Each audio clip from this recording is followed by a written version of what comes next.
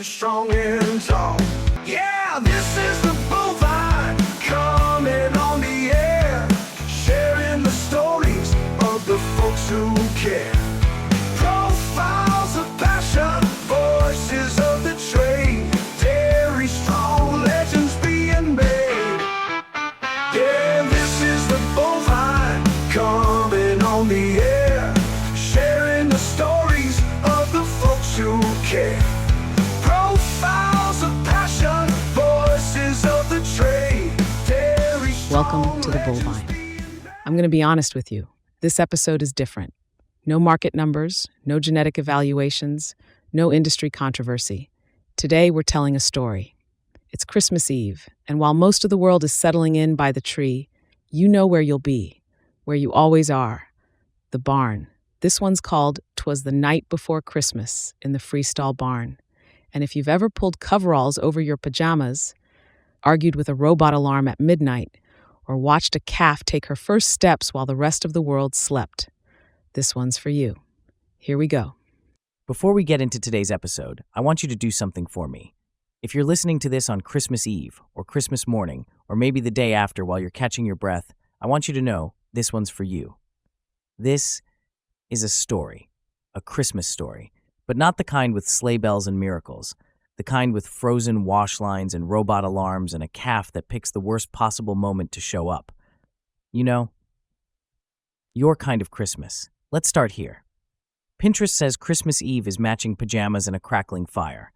Families gathered around trees trimmed to perfection, mugs of hot cocoa, Bing Crosby on the speaker, snow falling gently outside frost-kissed windows.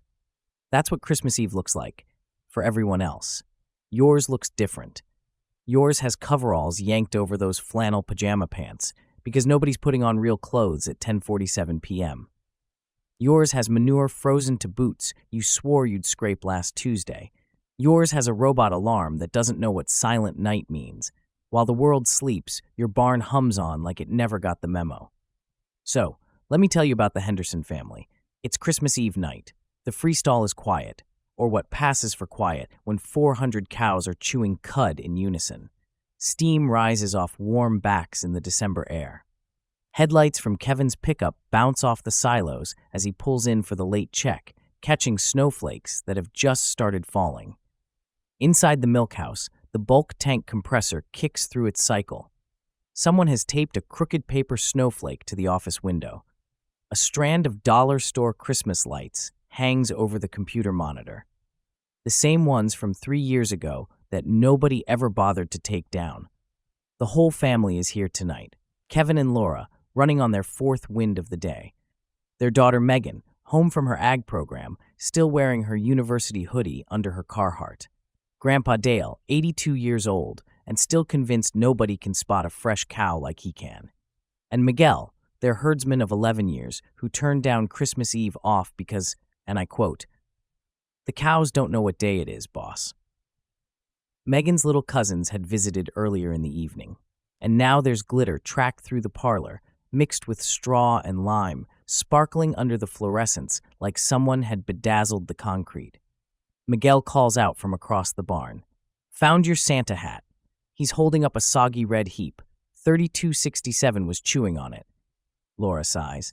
That's the third one she's stolen this week. Some cows have absolutely no respect for the season. 11:23 p.m., the robot alarm goes off, not the gentle ping, the angry one. The one that sounds like the machine is filing a formal grievance with HR. Kevin's phone buzzes in his pocket. He doesn't even look at the screen. Lely's throwing a fit. Which one? Laura asks, though she already knows. Unit 2, the temperamental one, the one they've nicknamed Karen. Kevin trudges through the alley, boots crunching on frozen concrete. The cows barely lift their heads. They've seen this movie before. He finds the problem before he even sees the error code. Frost climbing the wash line connections, ice crystals visible where the fitting meets the housing. Frozen wash line. Christmas Eve. Because of course. We promised the kids we'd be in by midnight, Laura says. Her breath is visible in the cold air. Kevin is already grabbing the heat gun. Cows don't care what the calendar says. Megan appears at his elbow. I can help. You should go in. Your mom made those cookies. Dad. She grabs a wrench. I've been home 3 days. Let me do something. Here's the thing about a frozen wash line. You don't just heat it and hope for the best. Cracks happen. Seals fail. The last thing anyone needs is a flood in the robot room at midnight on Christmas Eve. So Miguel shuts down the wash system and preps to run diagnostics once the line thaws. Grandpa Dale shuffles in from the maternity pen, his walker clicking on concrete. "Frozen line?" he asks. "Yup." Dale nods, like this is exactly what he expected from the universe. "Winter of '87, he says. "We had a blizzard hit Christmas Eve. Power out for 14 hours. Your grandmother and I hand-milked a dozen cows by flashlight. Took us half the night. Hands so cramped we couldn't make fists. Thought we'd lose the whole tank." "Did you?" Megan asks. Neighbor drove through 2-foot drifts at 4 a.m. with a generator in his truck bed. Didn't call ahead, just showed up. Dale's eyes crinkle. That's how it worked back then. Still does, if you're paying attention. Now, Laura's brother-in-law, Tom? He married into the family 5 years ago. Marketing guy from the city. Nice enough, absolutely useless in a barn. But tonight, Tom is standing in the Freestall doorway, wearing dress shoes that will never recover from this decision.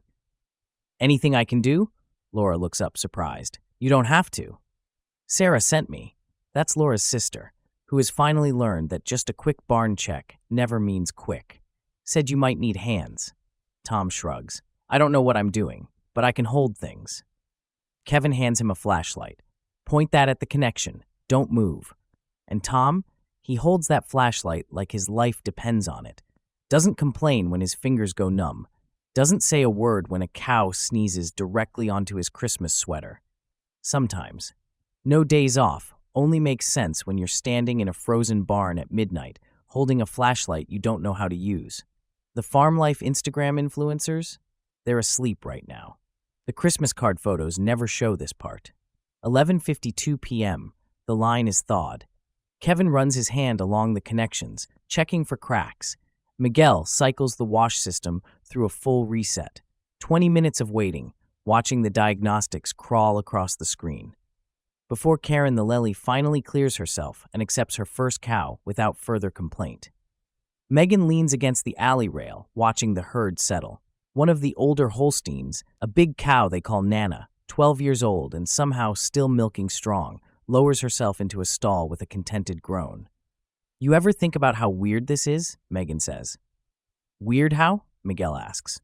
"Right now, millions of people are asleep, opening presents, watching movies, and we're here, making sure there's milk for their cereal in the morning." Nobody answers for a moment. "They don't think about it," Kevin finally says. "They shouldn't have to. That's the whole point." Outside, the snow falls harder. The security light casts a blue glow over the yard. A calf in the hutches bawls once, then settles. The bulk tank compressor hums its familiar rhythm, silage and warm animals and quiet breathing. Nothing poetic about it, really. Just a barn doing what barns do. 11:58 p.m. Grandpa Dale calls out from the maternity pen. "Got a live one."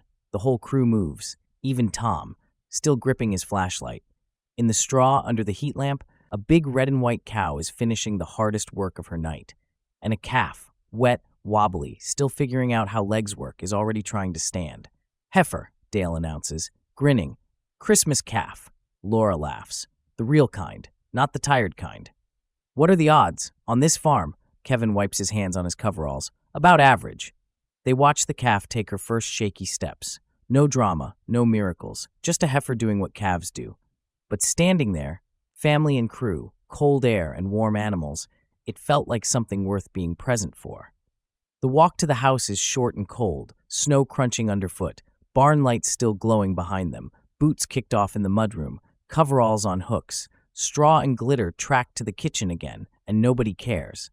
Sarah has kept the coffee warm, cookies on the counter, slightly burned on the bottom, perfect for dunking.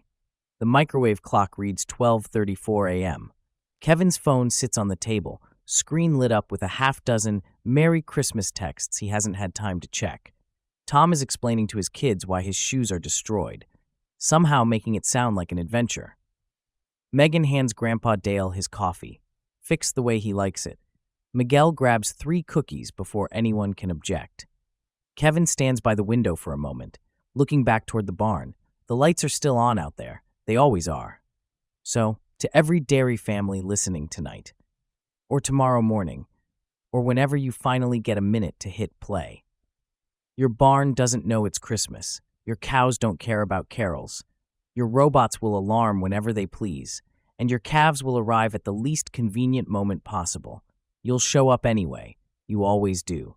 While everyone else sleeps, you're the reason there's milk for morning coffee, butter for holiday rolls, cheese for someone's grandmother's recipe. You keep breakfast on the table. Nobody writes carols about that. Doesn't rhyme as well as chestnuts roasting. So here's to you. The midnight checks and frozen lines. The teenagers who choose to stay and help. The grandparents who've seen worse and kept going.